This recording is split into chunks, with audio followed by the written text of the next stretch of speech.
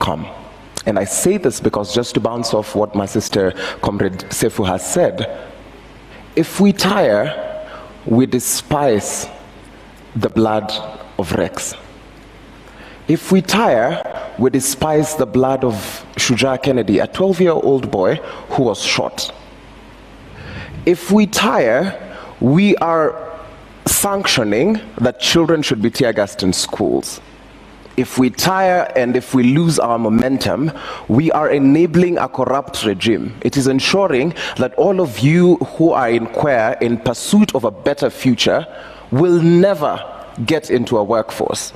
And if you do, you need to have the surname of a person currently sitting in government. I think the way we can sustain, and personally what drives me to be part of this movement, is the fact that there are people who once left home and will never go back. There are people who left home on the 25th and on the day we occupied Parliament, who are going to exercise their democratic right to assembly and will never walk again. I think about these people and ask myself, what is so special about me that I should be tired? What makes me so special that I get the right to be tired? Does the mother of Rex, who has shared one of the most heartbreaking stories I've had, does she get the luxury of being tired?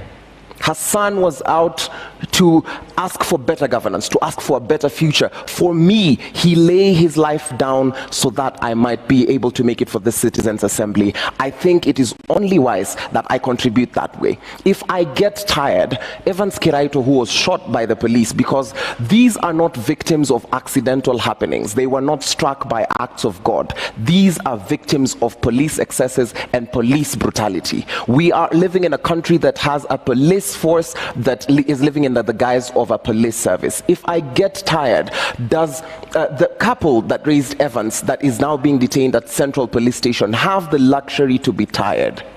And I think, while it is exhausting, while we live in a world where you're supposed to be a student and this is not how we envisioned to spend our 20s, certainly not for me, in the gift of community, in knowing that I can look to the side and see my sister fighting, I can look to my side and see my brother fighting, I can look to you and see you reporting the facts as they are without being gagged. Those are some of the things we can do. There is most definitely going to be protest fatigue, as is the norm of any process that we undergo as human beings. But for the sake of the sanctity of their lives, of the comrades we lost, for the sake of the families they left behind, for the sake of the dreams and the brains that were splattered on Parliament Road, we cannot afford to get tired.